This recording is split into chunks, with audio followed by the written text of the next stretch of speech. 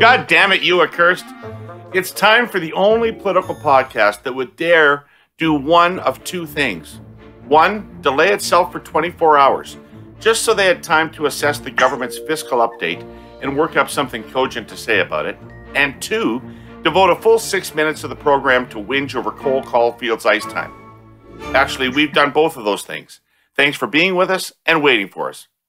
I want to welcome Jenni Byrne and Scott Reid, those brave strategic and communications warriors of governments past. Today on the program, all the fiscal update analysis you thought you never needed, because Scott's been tweeting about it breathlessly since before it was even announced, and Jenni's been on TV, but you're listening anyway, so here it is. We'll also talk about the tiptoeing that everybody is doing around Bill 21 and Francois Legault. Today's cursed clipping is the Fife and Chase Globe and Mail article about Michael Sabia. And as always, we'll end this little goat rodeo with our Hey Yous for the week. Scott, Jenni, how the hell are you today? Great. How are you, David? I'm all right. Yeah, I'm coming back to Toronto today again after a week back up here at the lake, so I'm venturing back into the big city. I'm a little rumpled. Got some Christmas shopping to do. That's good. Nobody shops in person, eh, David? Like that 5 years ago, that was actually outlawed. I don't know if you're aware of that. It's not even got COVID related. I missed that. It's more of a technology and where you must place your money sort of priority now. You have to do it online. You must shop online. Scott, you can't be in a bad mood today. I saw you posted a great picture with your 4 boys. Everyone with the boys were back in town. You can't have a bad woe is me story this morning, do you? Well, nothing's broken down. But, I don't know a lot about science. I don't know how the internet works. I'm not certain if you two can smell me, but we're recording this at like 7 o'clock in the morning. I've actually been up for 3 hours. I couldn't sleep last night. So I'm just going to confess right now. I've not showered. I've not groomed myself in any way whatsoever. It's possible. This will not be news to the people watching on YouTube. Yeah. So I don't know. I don't know if you can smell through the internet, but I hope not. Thankfully, no. So you're tired. You didn't get to sleep last night because of the Habs, right? So the fucking Habs. They score. They score with 3 seconds left in the second period last night to bring it within 3-2 and then give up a goal within the first minute of the third period. They're just terrible. They're just shockingly terrible. And Petrie says he doesn't understand what the system is, that even when he's been injured, he sits in the press box and watches the game and does not understand. 30 games into the season, only 6 wins, and he says he doesn't understand what the system is. If we were as bad at talking about politics as Ducharme is about coaching hockey, no one on earth would fucking listen to us. Why? I know Jeff Molson just doesn't want to bother with this season, doesn't want to pay 3 head coaches, but geez. They're tanking. They are tanking. It is not money. They're tanking. They know he's a terrible coach. They want to be terrible. I don't know that there's a person on earth doing their job right now who's worse at it than he is. Maybe there's an electrical worker on a pole somewhere, murdering himself and his 4 colleagues because he's touching cable with his tongue. But other than that, isn't Ducharme the worst person in the world at what he does for a living? I don't know. What about O'Toole? No, he looked pretty bad last night. Jenni, that was a good poker face. That was a good poker face. You guys are awful. Smell. All right, so sure. Let's get right to it. There was a fiscal update yesterday by the finance minister. And when I watched the National last night, the update came on at the 13-minute mark, following a solid wall of COVID, Omicron, related coverage, and I can't tell what's on front pages anymore, but online it looks to me like the papers are also dominated by COVID today. Scott, you were saying on TV yesterday that you think the government anticipated this in advance and redrafted the update to adjust to this new COVID environment. Is that right? You want to expand on that a little bit? Yeah, I mean, well, to give Scott props, Freeland basically admitted that in interviews subsequent to when we were on TV. Well, I think it's well. She did in the interview with Evan. If you could manage to endure the 7 minutes of it to extract that message, I may talk about that later. I think there's Hey, man, there's a burning bush to liberals in that interview, in my view, but I'll come back to that. I just think it's plainly obvious that, they, and I think this is I think yesterday was a political win for the government, which sounds odd, but in a world of $155 billion deficits and Omicron starting to overwhelm every aspect of our lives, I thought it was a win because they were able to adjust. They were nimble, and they recognized 5 days ago that an update that was wholly focused on addressing the legitimate concerns about inflation and cost of living would seem off tone with the anxieties that people have, the rising anxieties around Omicron. And so, I don't know, like it seems to me that probably 48 hours beforehand, they sort of said, we need to add a couple pages here and we need to change our narrative. And so they were nimble in saying, we're going to set aside, $4.5 billion for Omicron, $30 billion overall on pandemic. And they were nimble in making that their core message. And that may mean that we have to come back and address inflation in a much different way and in a much more serious way, or it may mean that the world is going to tilt on us and, we may be looking at, further restrictions and demand, will collapse again and it will reprogram all those economic considerations. But I thought the government was smart in that it recognized the big thing isn't the big thing we thought it was 4 days ago, and we need to talk about the big thing. And by contrast, you saw O'Toole didn't make that adjustment. He just focused on cost of living and inflation. And as important as it is, I thought he sounded tone deaf yesterday. Jenny, how do you think the government was positioned at coming out of yesterday? I think as I said before we started recording, it was kind of a big nothing burger. Like the fact that there was really no news generated out of it. The news was yesterday, the variant, the Omicron, and I always pronounce that wrong. So I hope I got it right there. But I'm not sure that's actually what the average Canadian, I think a lot of us that spend time on TV and live in cities and we deal with politicians and business people, they're thinking Omicron. I actually think the average person out there and people that I talk to that are not in our sphere, they're actually worried about cost of living. COVID has pretty much is done for them. Like COVID has been done for a while. We are a country now with 72% fully vaccinated. Like I think 87% with one dose. We were told last year at this time, vaccinations, it was like, it was just over a year ago that Trudeau and Doug and everyone went and, got their little box of vaccinations and said, we're getting our first ones. It's been over a year. And I think that I think that, the government probably politically was smart to pivot in terms of their messaging on Omicron for the financial statement, because the financial statement didn't have anything in it of substance in terms of addressing what is the number one issue, which is Canadians' cost of living. I think people are concerned about both COVID and cost of living right now. I don't know that the Conservatives have much to say about COVID. I don't know that anybody has much to say about COVID, to be honest. And they're on a wicket that is paying some dividends, I think, on inflation. O'Toole, sorry, can I just react to that specific point first before you go into O'Toole? Yeah.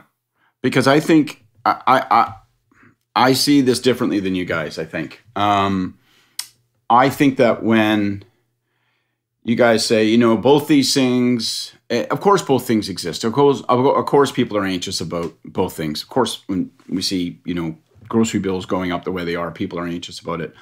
But I think Omicron is swamping people. I think they're swamping them in their daily lives. I think people are freaked out about whether they're going to be able to have that Christmas party. They're worried about whether or not their kids are going back to school. A bunch of people are looking for these, am I getting a note from the school board saying when your kid leaves school at the end of this week, make certain they take all their stuff because they may not be back. Like, I heard it from every walk of life in the last 2 days. All of my friends, all of my family, my cousin's 65th birthday party, we may end up having to cancel it. My mom won't attend. Like, I just think, so I think it has this kind of like in the moment, oh God, we're headed back into this. And I just think it's dominating discussion. And so I don't think yesterday was nothing. What is O'Toole supposed to say about that? What is O'Toole I think that yesterday, and this is a big risk, I think, for the Conservatives, I think yesterday wasn't nothing because the government indicated again narratively in the way in which it spoke to the update, which most people wouldn't pay any attention to, but they at least heard the government was responding on Omicron. They put more money aside for variant and for COVID, and they convened all the premiers last night, and they hear like, okay, well, they're They're responding to the thing that's causing me the most immediate anxiety right now, whereas the Conservatives didn't. And as a consequence, I think they signal that maybe it's not a priority for them, and that's a problem. So what could he say? He could say, listen, I think the Prime Minister isn't doing enough. I think that we're in this situation because the Prime Minister I can't believe that your conclusion from yesterday is that people would have concluded that the government was all over the fucking COVID thing and had their back. But they were at least signaling it's a priority for them. And they didn't hear that from O'Toole. We are into my favorite season of the year. No, not rustic, overhopped craft ale that tastes like tree bark season. I hate that season. It's giving season. Well, every season is giving season, if you ask me, but this one is kind of famous for it. You all know that our presenting sponsor is TELUS. TELUS is a company with a social purpose, and giving is a core value. In fact, with over $1.2 billion contributed to charitable organizations in Canada, they're the most giving company. Now, you Herle-Burleites are a really influential and caring group. So TELUS would like to challenge y'all to help spread the good word so that they can give more. Here's what I mean. This year, as you're reaching out to your local charitable and community organizations, shelters, senior centers, women's and children's charities, etc., if you could please let them know that TELUS has a number of giving programs that can help so many vulnerable Canadians get connected to technology. Mobility for Good is a big one. It distributes free, pre-loved smartphones to youth emerging from foster care so that they can contact the people, resources, and opportunities they need to succeed. Mobility for Good also helps low-income seniors and Indigenous women at risk. We'll talk more about that in the next couple of weeks. So, Herle-Burleites, when you help spread the word this season, you spread access. So take up the challenge. Because when technology becomes more equal for everyone, this country's just better off for it. To find out more, go to telus.com/connectingcanada. Well, I think in terms of, Scott, some of the people you're talking to are probably the same people I'm talking to, people that are less worried about the actual COVID strain than they're worried about their kids going back to school in January because they don't know how they'll be able to continue to work productively and also oversee virtual learning, and they're worried about then schools not coming back. There were rumors coming out of different provincial governments that schools would be shut down until the Family Day weekend, which is towards the end of February. So I think parents, are worried about COVID, but they're not so much worried about the strain of COVID, where we now are a country that's close to 72% fully vaccinated, 86% with one dose, and it's continuing to go up. So I think that if governments are going to, if they're truly worried about this, we're hearing now rumors about travel restrictions, which really aren't restrictions. They're going to be exactly the same as what we had for a year and a half up until October. Then they're going to have serious conversations. Because I can tell you, Scott, you probably fall in this category. I was talking to a couple of friends who are absolutely livid about the possibility of schools closing down, considering that there can be 20,000 people that are up at the Scotiabank place watching either the Raptors or the Leafs, which I have no problem with. But governments are going to have to make tough decisions. There are many things to do prior to the shutting down schools and shutting down restaurants before they get to that place. Okay. See, I think this is really interesting, just politically. Let's just leave it at the political. I think it's super interesting because, one, I don't agree with you. I don't think that's the limit of people's anxiety. I think people are actually anxious about what the implications of this thing are and how effective vaccines will be. And if I haven't had my booster, what does that mean? And my kids who are under 12 haven't had a full dose of vaccinations, what's it's going to mean for them? So I think people are anxious. They talk about 25,000, 40,000 cases in January. I think you start to look at that and you go, well, even if it's mild, right? Like, the numbers become so big that, people start doing the percentages. You go like, so there's like what, 0.25% leads to hospitalization? Well, if the base of that is 40, 50,000 cases, then it's still, these are big absolute numbers. And we look at the UK with 200,000 cases a day. So I think people are about it. But more importantly, I think it's a distinction without a difference.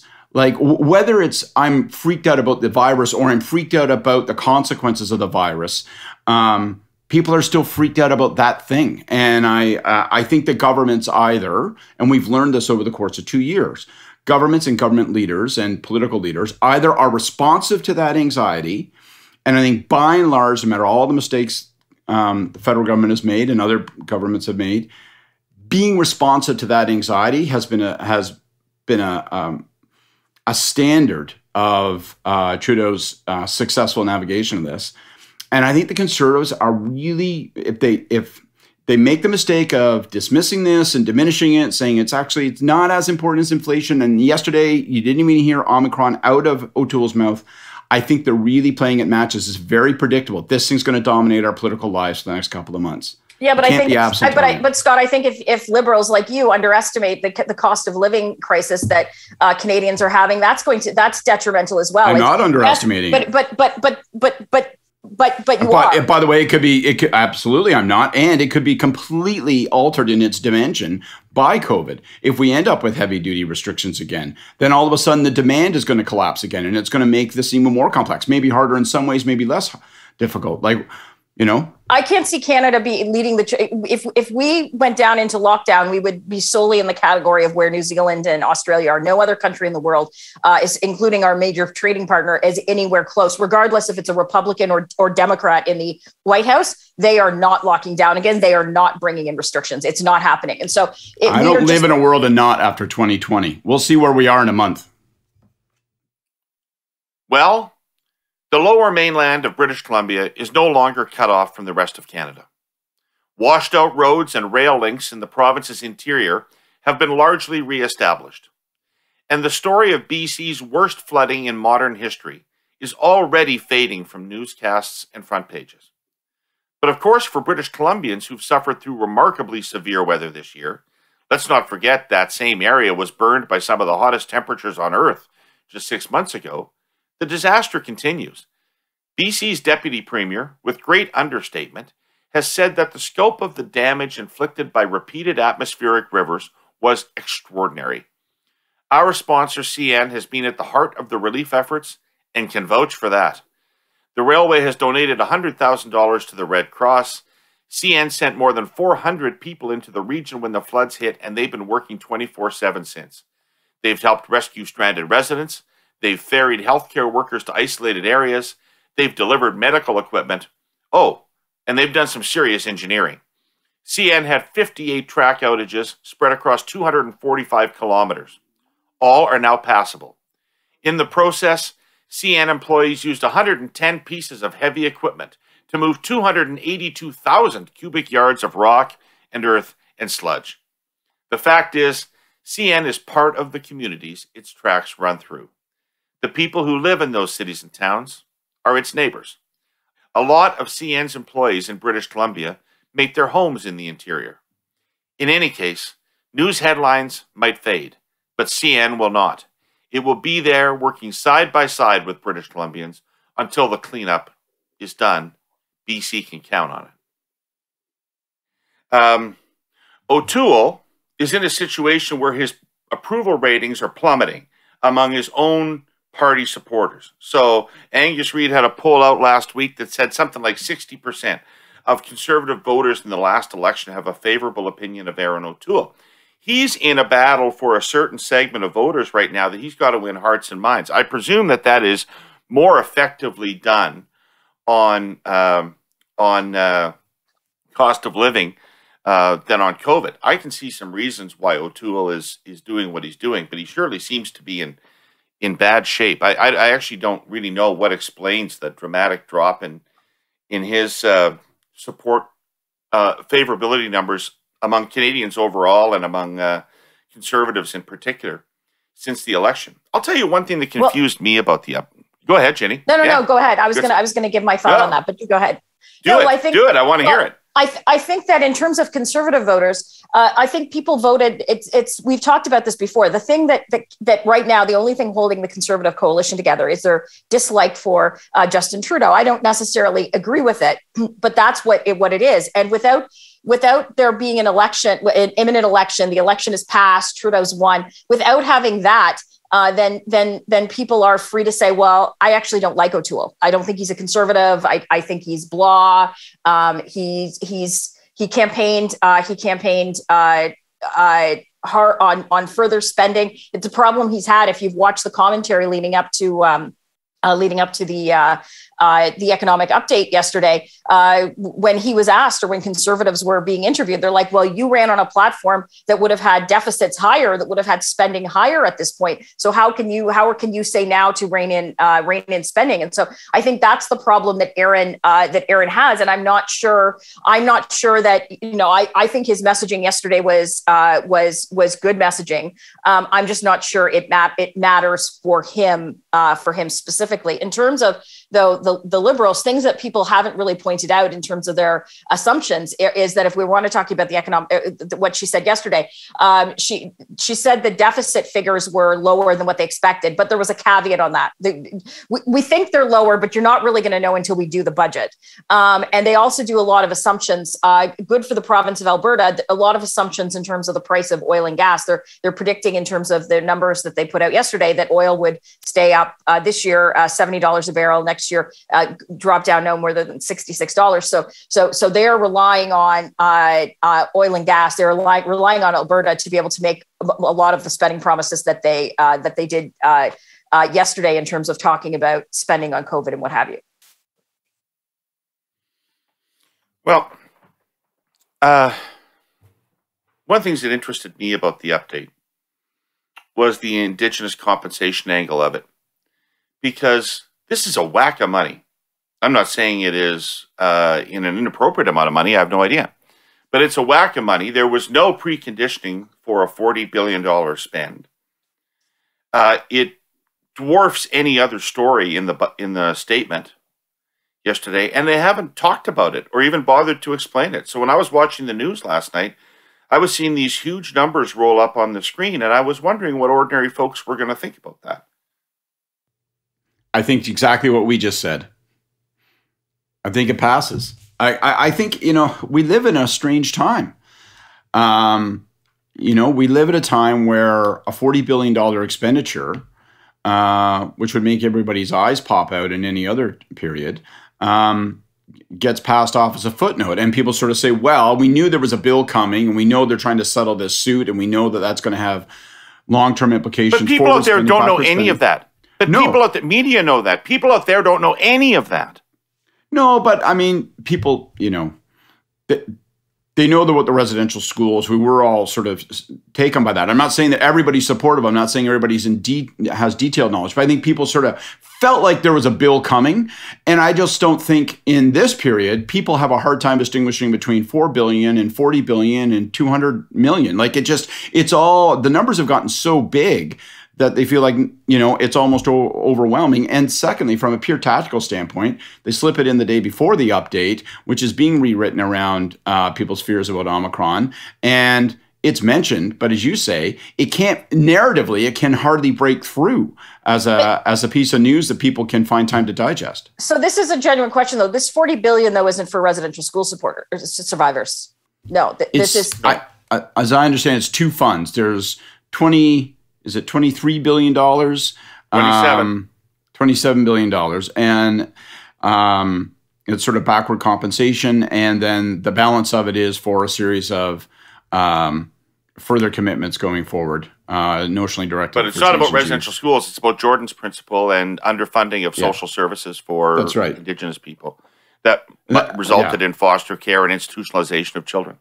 And to the degree to which the government did position it, when Miller did the news conference the day before the update, he sort of positioned it as, this is a pox on everyone's previous house. This is a bill that governments refused to pay in the past. And so, it was almost sort of positioned as, if you don't like this, well, blame somebody else, because we're just having to write the check that others ignored and refused. And finally, the bill has come due, which, there's a lot of truth to. Well, in terms of spending generally, though, the more Canada spends, the more our inflation is going. The more it's going to go up. It's why the Americans and us are in the position that we're in. Their inflation is higher than us because they're a bigger economy, and they've essentially printed more money, added more money into the economy during COVID, and that's the problem we have now. So a lot of what they're talking about, I think that's it's short-term gain that they're talking about, but it's going to be long-term pain for Canadians, because the cost of living is continuing to go up. People can't afford to buy homes. Food prices are going up, and I think that people are underestimating. I think media and politicians are underestimating what that actually means to people that are living paycheck to paycheck to paycheck. How an extra, $200 a month, paying extra for food and more in terms of gas and starting January 1st. Payroll taxes increase, which will hurt businesses. And of course, the carbon tax increase comes in, which will affect consumers in terms of filling up their car and heating their homes. Well, this is why, I know you're getting frustrated, David, with me, but I think the variant has rewritten this whole dynamic. I would have agreed with you a week ago. That was the dominant political risk for the government. That had to be the dominant political challenge it responded to. I don't know if it would have. I don't know if it would have done it very effectively in the update. But I think that Omicron has rewritten what the dominant political challenge is now. And inflation may be a completely different kind of beast if we're into severe constraints in January and February. If that doesn't happen, then I guess we're right back. I keep coming back. Isn't it the case that both of these things are huge things? And whether or not it's the government's fault, it's happening on their watch. So the fact that the Conservatives don't have any answers on either COVID or inflation doesn't change the fact that it's happening on people's watch and on the government's watch. And not just this government, but all the provincial governments. Surely, to go back to what we always talked about, when we were urging the federal Liberals to call an election before this all went to shit again, right? What we were anticipating was a really toxic mix of, you've got a lot of bad road right now. You got and the Omicron thing is an added dimension to it. But if we go through a year of high inflation and rising prices of essentials and COVID, it's going to be a horrible time to be in government, no matter how much you say you've got people's backs. No? Yeah, I think I agree, but I think where I don't agree with you guys is I don't think it's a stacking issue. I don't think it's like, Jesus Christ, you've got this economic dislocation caused by inflation. People talk potentially about stagflation. What if you have low economic growth and high inflation? That could happen. What if you have de-inflation that's caused by, a lack of demand if something happens? Well, you're in such an elite discourse. What about the price of cold cuts? I understand that. That's what people are talking about, the price of cold cuts. Yeah, Scott, I think people that we talk to, even us on the podcast, we have the luxury to say that the Omicron variant is our biggest political concern or our biggest concern. I do not think that is the case for the average person in Canada that is, as I said, living paycheck to paycheck. I do not think they are sitting and watching CNN wall to wall about different case counts. I think they're trying to figure out a way how they're going to be able to buy all the Christmas gifts for their kids in the next week. And I don't think I agree with you guys.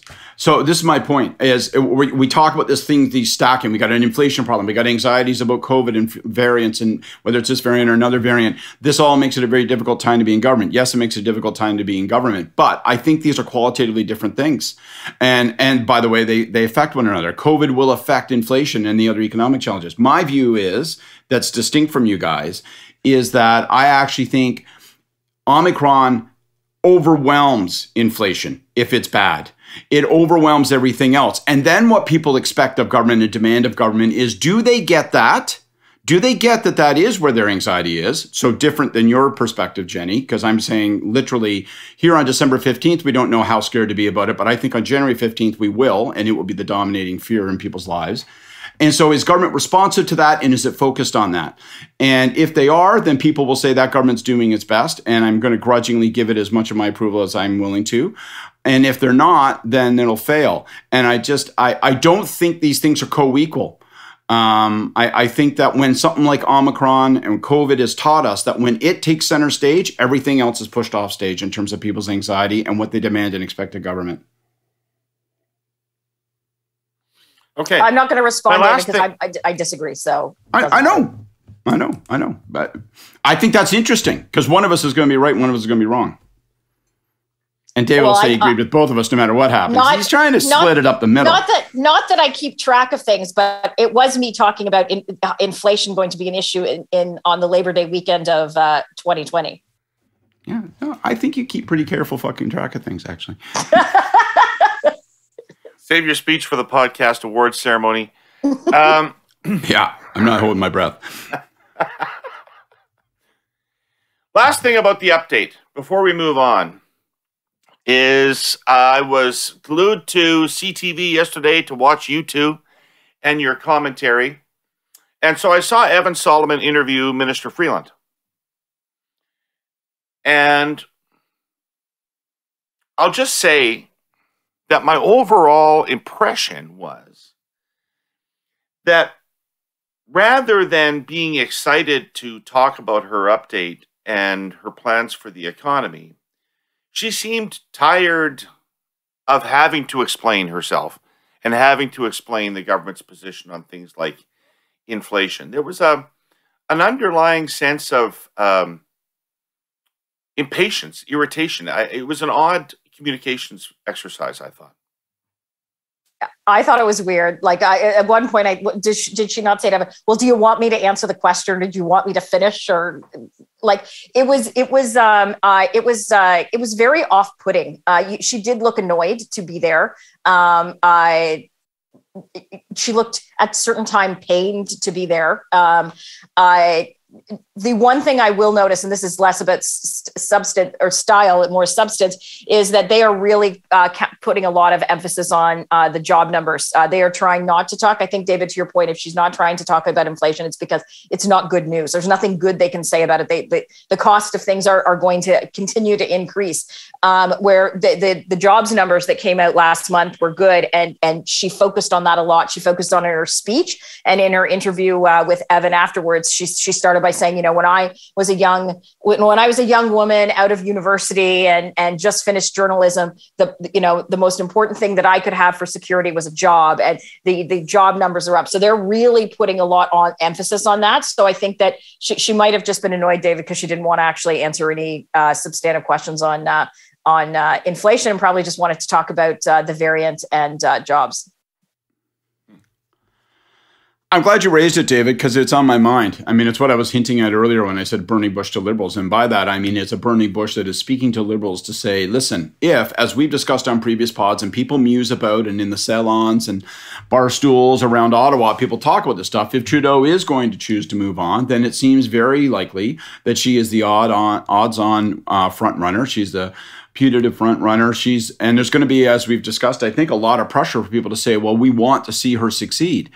And I'm just going to say this, that performance, and I'm maybe being unfair because I'm singling one performance. So Jenny and I were on with Evan, and then they paused our panel to go to the interview with her.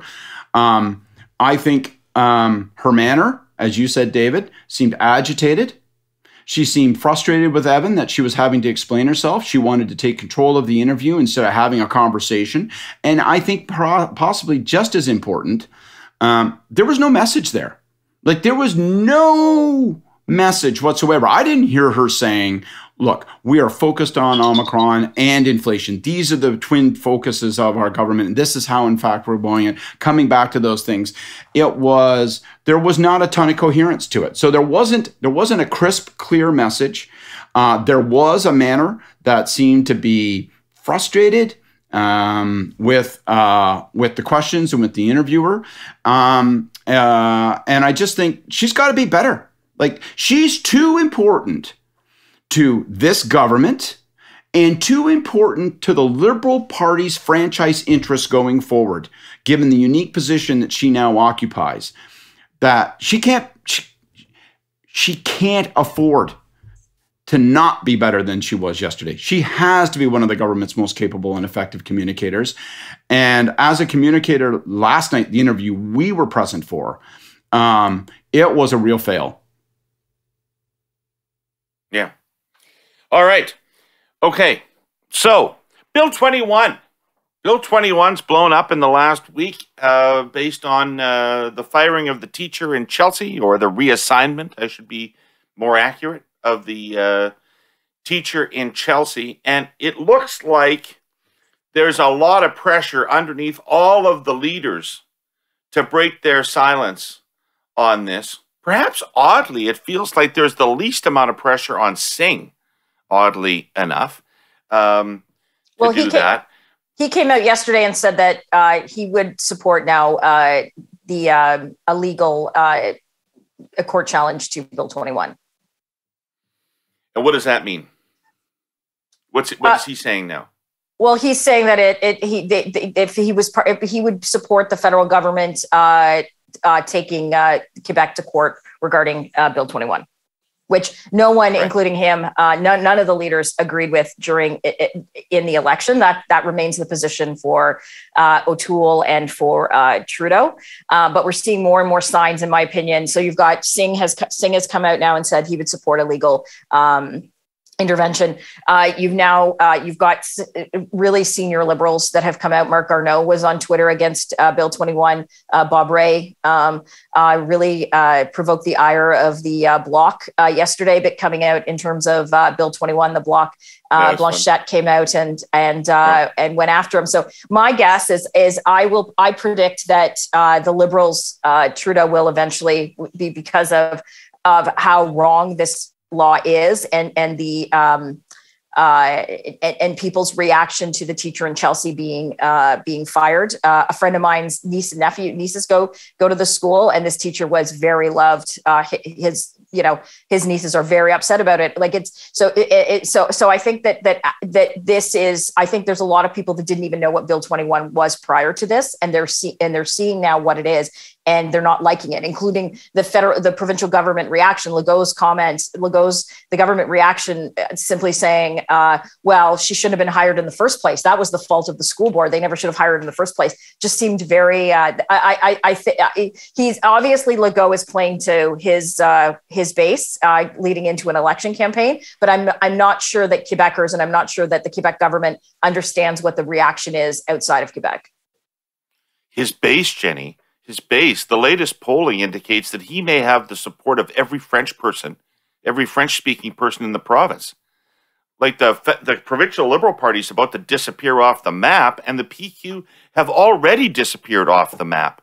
It is astonishing, the consensus among Francophone Quebec about Legault right now.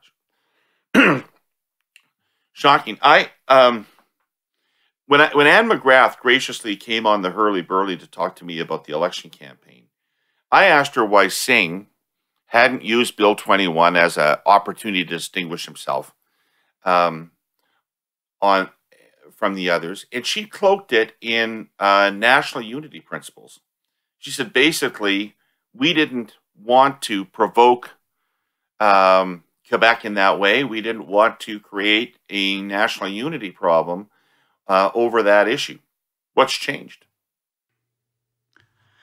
I think the sharp edge of what's happening. It's that we've moved from a discussion of a legislative and constitutional matter to this teacher in Chelsea, and it's I think it's just as simple as storytelling, and what we all know, right, is that when it's an abstract, it's one thing, but when it comes to Jenny's family and their kids not being able to be taught by this teacher, and the gross and indisputable injustice of it, right? I just think then it becomes electric, and you end up seeing people squirm who are accountable as leaders and saying, well, why don't you object to this and try to do something about it? People squirm because there's no good way out of that. It's hard to talk about, well, we have to be, I'm worried about what the national unity implications of it might be. It's like at some point this becomes, in that example, about right or wrong. And so it becomes extraordinarily awkward. And I just may be stupid. So I think where Jenny is right. I think that it feels like the gravitational pull of this issue is increasing.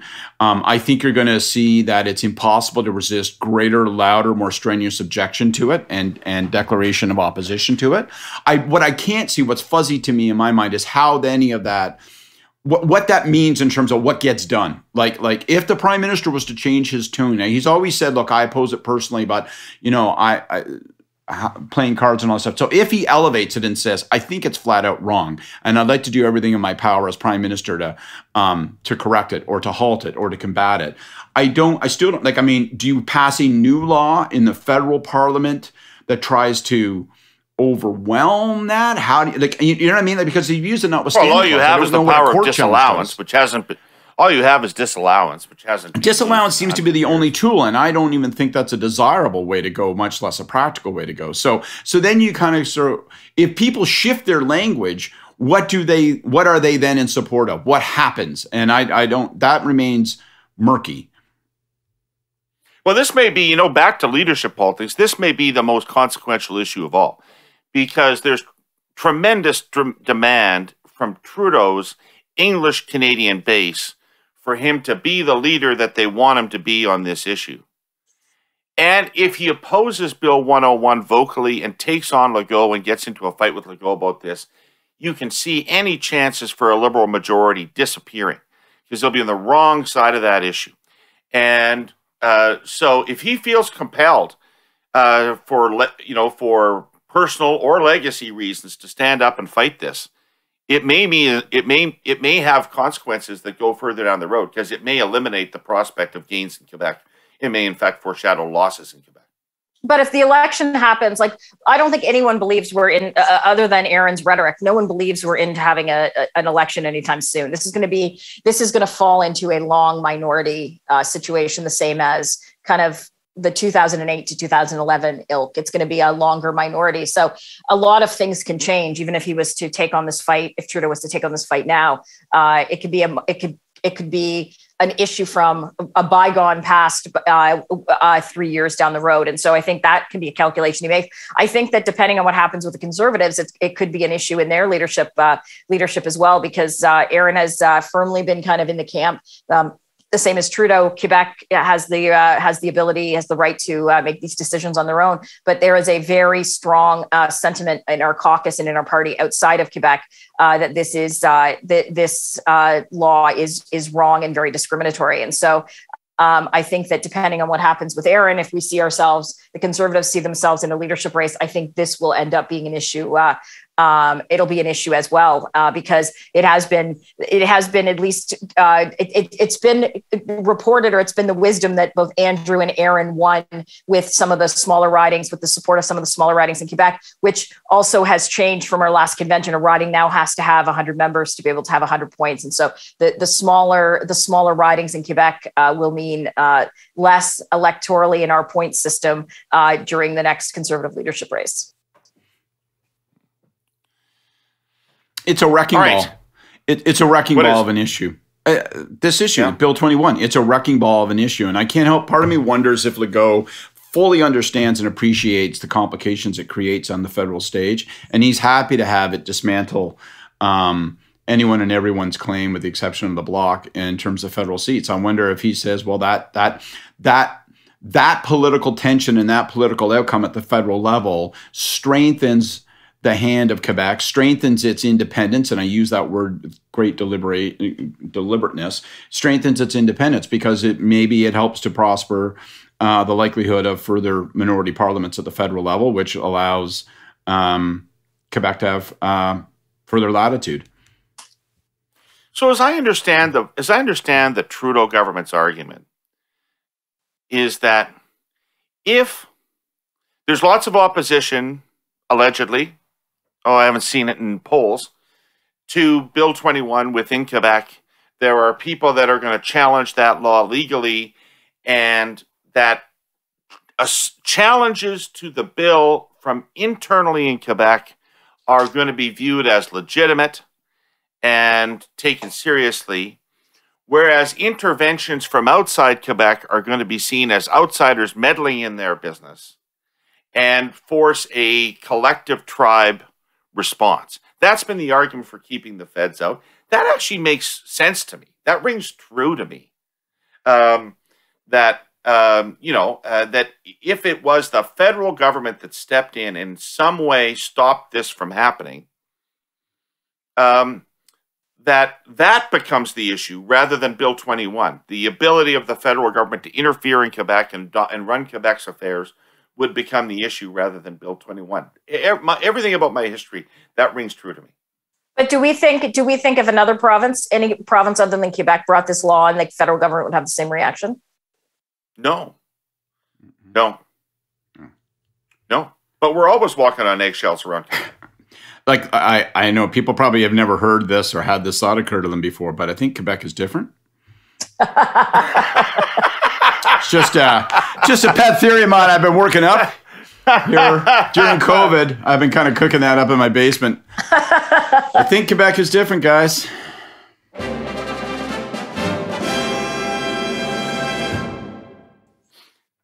Michael Sabia spent decades helming major Canadian companies before the Liberal government recruited him to be Deputy Minister of the Department of Finance. He accepted the job, he said at the time, in order to drive an economic growth agenda in Ottawa. But so far, according to many with direct knowledge of the department's inner workings, he's not been able to deliver that agenda, nor has he made headway in reining in public spending. Insiders say he has struggled in a political system where the Prime Minister is more interested in redistributing the existing economic pie than in generating private sector growth.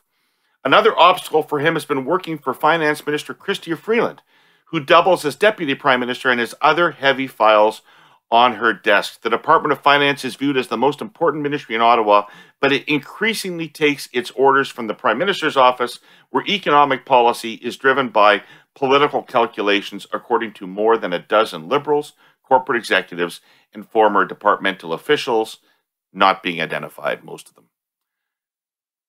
Bob Fife, Stephen Chase, Globe and Mail. Where does a story like that come from?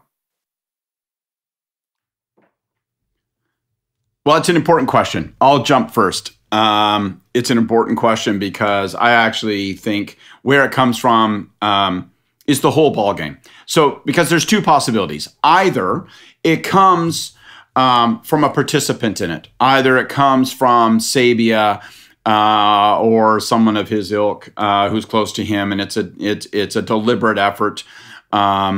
Or it comes from a bunch of people who are just kind of in the periphery, who are yanking on themselves and don't know and exaggerate what they know, and they purport that their characterization of things is how it is, and because it's a juicy story, it gets written. I think it's the latter. I really, really don't think that this comes from Michael. I've worked with Michael, in a couple of those big corporate gigs that have been mentioned. I have crazy respect for the guy. Like, he really reminds me, David, he reminds me a lot of Paul. I don't know how much you've worked with him, but he's indefatigable. He'll call at 7 o'clock on Sunday morning. Pardon me? Paul, I worked with him a lot. Yeah. Didn't he remind you of Paul? I mean, he was just kind of like, hey. No, I said I worked with Paul a lot. I've never worked with Sabia. Oh.